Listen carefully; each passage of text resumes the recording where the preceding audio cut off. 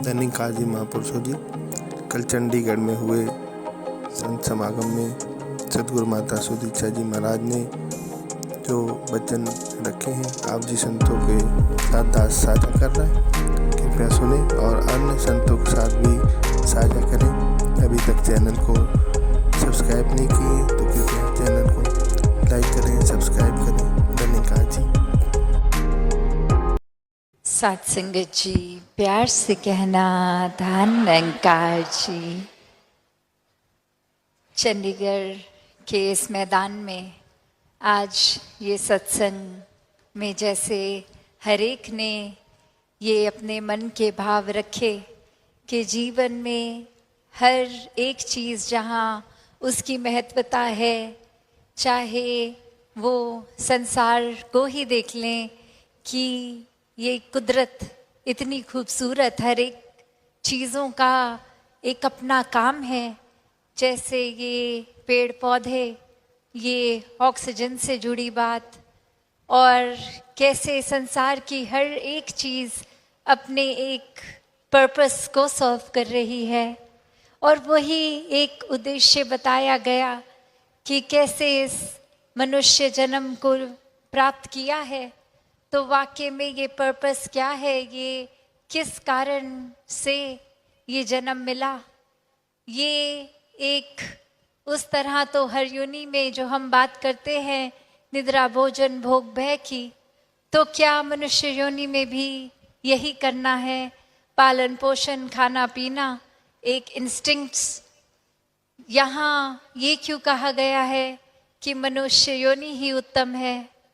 तो बात हर संत ने युगों युगों से जो समझाई कि ये महत्वता इसीलिए कि इसी समय जीते जी एक ह्यूमन बॉडी में जो जन्म मिला है, ये मनुष्य जीवन में ही ये आत्मा और परमात्मा का मेल संभव है। और ये समय अपनी एक रफ्तार से चल रहा है, किसी को ये पता नहीं कि सांसों ने कब बंद होना है। तो जीते जी चाहे जो भी आयु में है, इस परमात्मा को प्राप्त किया जा सकता है, इसको देखा जा सकता है, पल पल में इसके एहसास में रहा जाता है। फिर एक भक्ति हर पल में सहज ही बन जाती है। वो एक लाइफस्टाइल की भी अगर बात करें, कुछ भी कार्य है, ये भक्ति साथ साथ ही हो रही है। तो ब्रह्म ज्ञान हर एक समय से ये निराकार की पहचान वो एक इंसान अगर अपने जीवन में कर लेता है तो समझ आ जाते हैं कि ये फासला जो पहले एक ख्याल में एक हाइपोथेटिकली लगता था कि परमात्मा तो कहाँ है, कहाँ, कोई किसी दिशा में, कोई आसमानों में, कोई कहीं, कोई कहीं, अपनी कन्वीनियंस अपने एक ख्यालों के अनुसार बता देता। तो ये ब्रह्म ज्ञान भ्रमों को तोड़ के एक सच्चाई से कि ये निराकार जो हमेशा से सत्य था, सत्य है, सत्य रहेगा, इसमें कोई फेरबदल नहीं है, ये बढ़ता घटता नहीं, ये जलता बुझता नहीं। और ये परिभाषा कोई भी धर्म ग्रंथ चाहे उठा लें तो इस सच्चाई, इस परमात्मा की जो बताई गई, तो बात वही कि ये ब्रह्म ज्ञान जीवन में वाकई ही वो सच है, ये निराकार सच है। और ये निराकार के साथ जुड़कर ये जीते जी जीवन मुक्ति की बात है।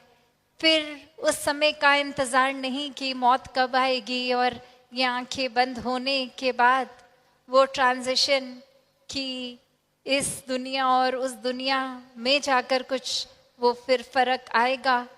ये इस समय भी मुक्ति है, इसके बाद भी मुक्ति है। तो ब्रह्म ज्ञान सिर्फ लेकर ही नहीं, एक ब्रह्म ज्ञान पे चलने की विशेषता है। संतों ने ऐसे ही अपने जीवन को जिया है हमेशा से, चाहे कोई भी युग हो, कोई भी परिस्थिति हो।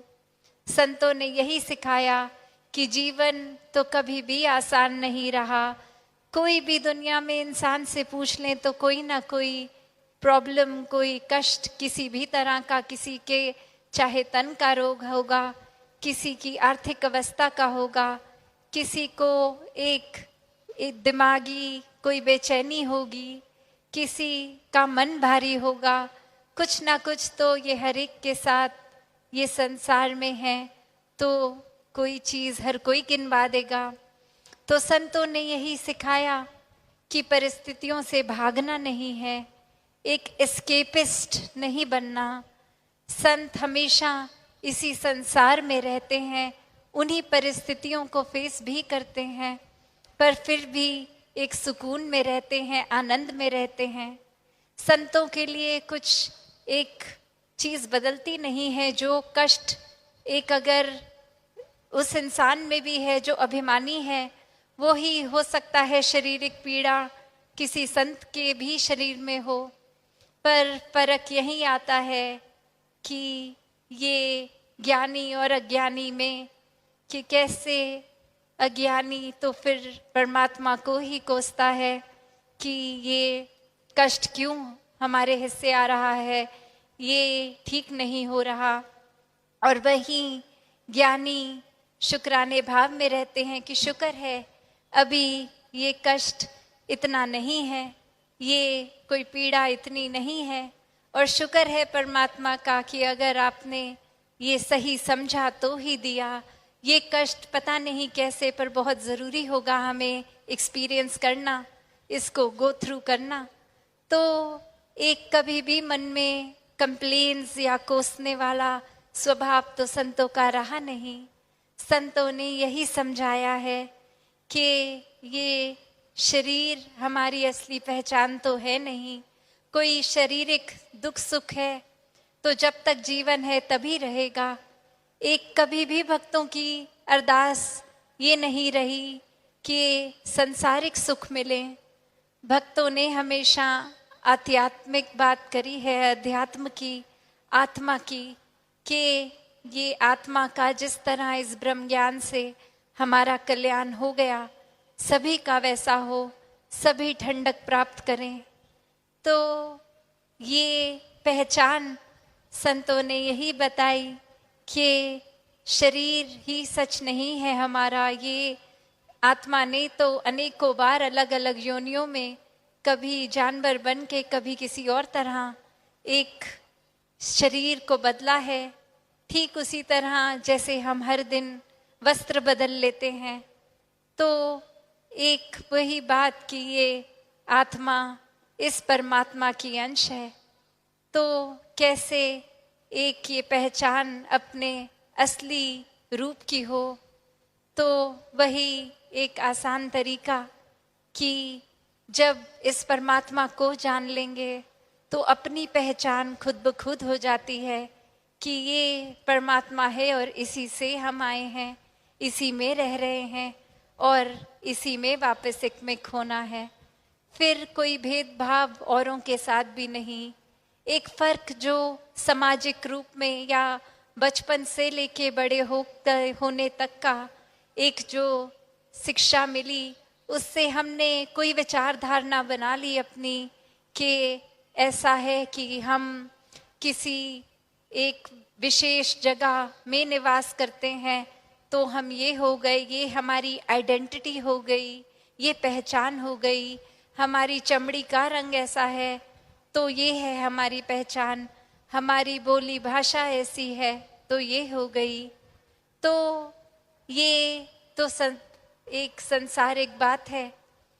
भक्तों ने कभी भी खुद को ऐसी छोटी बातों में इतना नैरो माइंडेड होके उलझाया नहीं है।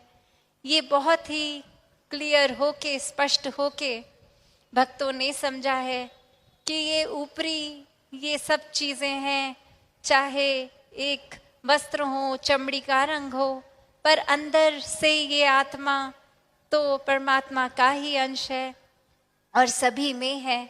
तो कोई जाति पाति का फर्क नहीं किया गया, वो एक समान हर एक को पूजनीय माना गया। एक आधार नफरत का नहीं लिया गया, आधार सिर्फ और सिर्फ प्यार का और हर एक के लिए करुणा भाव का, कि हर एक का ही उद्धार हो। ये प्रोग्रेस करे, हर कोई अपनी सोच में विस्तार करे। भक्तों ने तो हर समय ऐसी ही शिक्षा दी है कि कैसे एक जीवन में वाकई ही अपनी असली पहचान की जाए, और वो पहचान करने का अगर हम क्या फायदा सोचें तो यही है कि भ्रमों से मुक्ति हो जाती है। एक फिर भाव मन के ऐसे ही रहते हैं कि जीते जी भी हम छोटी सोच में नहीं फंसते। एक बहुत ही सहज होता है फिर जीवन। एक कहीं पे भी हमारी दिलचस्पी फिर ऐसी नहीं होती कि किसी की बुराई ही सुनते रहें।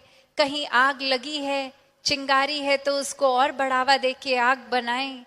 एक पानी से वो आग बुझाने का ही प्रयत्न रहेगा। एक किसी भी तरह के माहौल में हो, वो माहौल को और शुद्ध कैसे किया जा सकता है, उसी में फिर एक कंट्रीब्यूशन रहेगी। तो ऐसे ही पॉजिटिविटी की खान संत होते हैं, और ये ब्रह्म ज्ञान एक जो वाक्य ही समझ लें, उनका जीवन फिर ऐसा ही हो जाता है। और किस तरह से, जैसे एक कहानी का आधार लेके दासी एक बात रखना चाहेगी कि इस कहानी में एक इंसान कहीं किसी दूसरी शहर में जा रहा है और अचानक से रात हो गई और वहाँ तक अभी पहुँच नहीं पाए। तो एक ढूंढना शुरू किया कि कोई एक चाहे होटल मिल जाए, कुछ मिल जाए कि रात का गुजरान हो जाए किसी छत के नीचे। और फिर ये भाव की सुबह फिर अपनी यात्रा को कंटिन्यू कर लेंगे। और अब थोड़े एक जगह से दूसरी जगह ढूंढा गया, पर एक जगह कोई खाली कमरा नहीं मिल पाया, और वो एक फाइनली जगह मिली, पर उसमें उनको कहा गया कि ये कमरे में एक और इंसान ऑलरेडी है इसमें, तो आपको अकेला अपने लिए तो कमरा नहीं मिल सकता, अगर मंजूर है तो उसके साथ शेयर करना पड़ेगा। और अब बहुत लेट हो गया था और थक भी गया था वो इंसान, तो वो एक मान गया। और मानने के बाद जब उस कमरे में गया तो जैसा जिस हालत में था वो बिल्कुल थका टूटा भी वैसे ही एक लेट गया, और कैसे वो जूते भी पहने रह गए, वो वस्त्र भी एक पैंट शर्ट उस तरह से फॉर्मली ड्रेस्ड, वो वैसे ही लेट गए। और अब उसके साथ जो इंसान, वो उसकी नींद खुलती है तो वो उनको कहते हैं कि आप अब सुबह के वही कपड़ों में होंगे तो आप आरामदायक कोई कपड़ा पहन लें।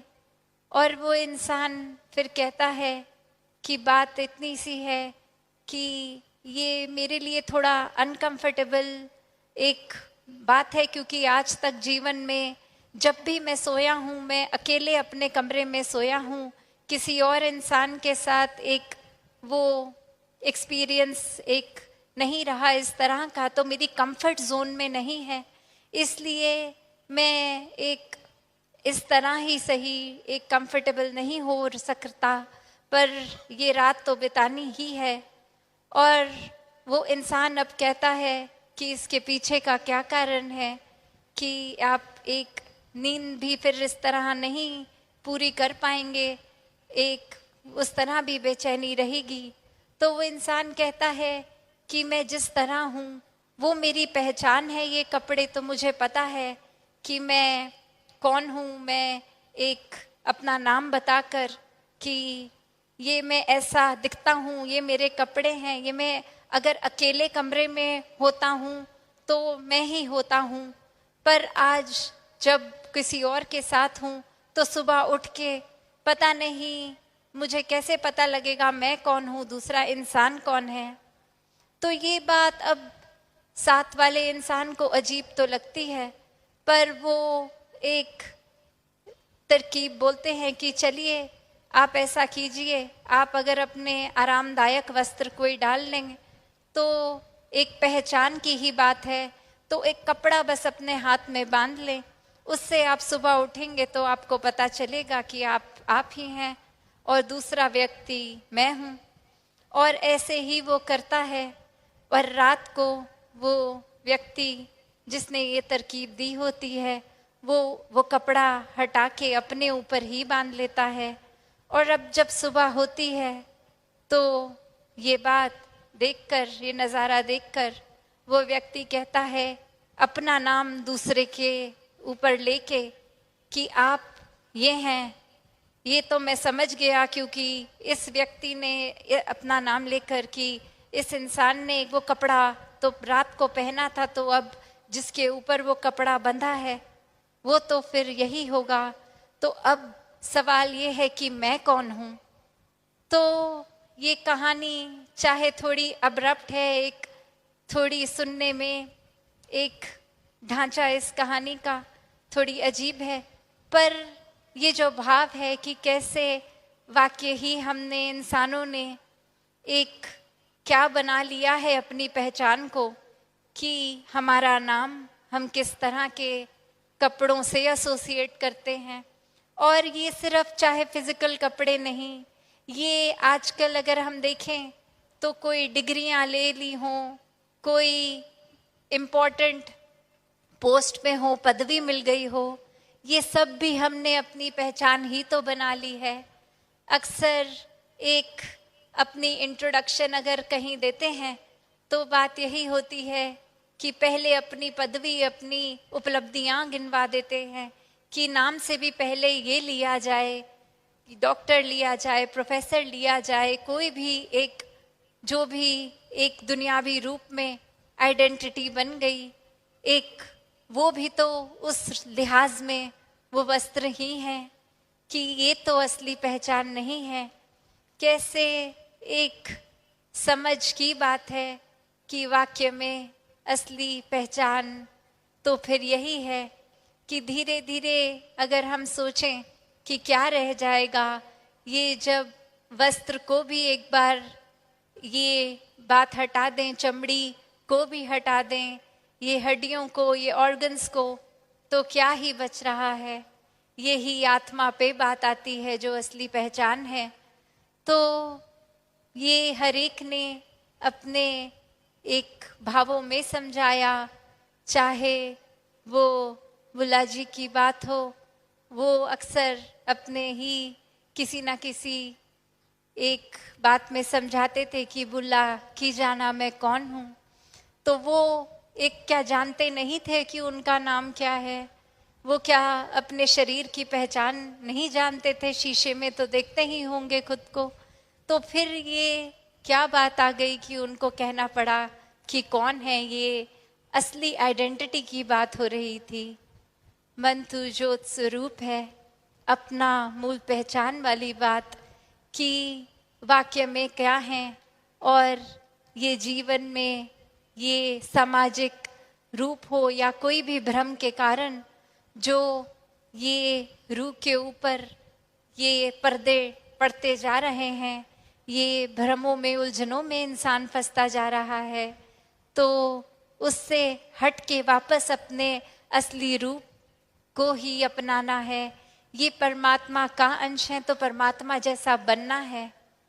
एक वही भाव कि कैसे हमने अपने अगर एक डेफिनेशन में जाएं तो कैसे ये परमात्मा हर चीज़ में है जो ये माया रूप है और फिर भी ये माया से ऊपर है। तो अगर हम बात करते हैं ये एलिमेंट्स की भी, ये चाहे आग हो, पानी हो, कुछ भी हो, तो एक बात वही होती है कि हर एक चीज़ में होकर भी इससे न्यारा ये जो 9 द्वारों की भी बात होती है। तो कैसे अपने जीवन में हर कोई ये परमात्मा को प्राथमिकता अगर दे, एक परमात्मा को जान ले, तो एक छोटे मोटे मनमुटावों से लेकर एक बड़ी बड़ी भ्रमों से भी आज़ादी मिल जाती है। एक आत्मा का कल्याण हो जाता है। ये जीवन फिर रूहानी गुणों से भर जाता है। एक जीवन में इंसानियत ही सिर्फ झलकती है। एक भेदभाव, बायसनेस खत्म करके अपनत्व का भाव आता है। हर किसी में फिर ये स्वयं के ही दर्शन लगते हैं कि हर कोई अगर हर एक में ही मैं हूँ तो चोट किसको पहुँचानी, नफरत किससे करनी। तो भाव हर एक के यही, और मन में फिर यही बात कि ये असली रूप ही पूजनीय है, हर एक का ये परमात्मा ही पूजनीय है। तो दिलों को कैसे साफ रखना है वो भी एक बहुत ही आसान तरीका, क्योंकि संसार में पल पल में कुछ ना कुछ हो रहा है और कोई ना कोई एक्सपीरियंस भी हमारे साथ हो रहा है। तो अगर मन में कोई मैल जम भी रही है तो तुरंत उसको साफ करने का तरीका ये सेवा, सुमिरन और सत्संग ही है कि उसी समय इस निराकार को मन में वापस बसा लें। जितना ये परमात्मा मन में बसेगा उतनी ही किसी भी तरह की धुंध, मिट्टी सब साफ हो जाएगी। ये क्लैरिटी रहेगी। एक खुद को ही ये सेल्फ रियलाइजेशन वाली बात, एक खुद ही अपनी सोच में हम अगर एक कदम नेगेटिविटी की ओर ले गए एक सहज में, तो वो वापस उसी टाइम एक सही मार्ग पे वापस आ जाते हैं, ये पॉजिटिव हो जाते हैं। तो ये जिन्होंने भी संतमति अपनाई, जिन्होंने भी संतों का संग किया, हर समय निराकार का आसरा लिया, उन्होंने वाकई ही अपने जीवन को सफल किया। तो दासी क्या अब घड़ी की ओर नज़र, तो दासी और समय ना लेके इन्हीं शब्दों से आपसे आज्ञा लेगी। साथ संगत जी, धन निरंकार। धन निरंकार जी महापुरुषों, थैंक्स फॉर वॉचिंग।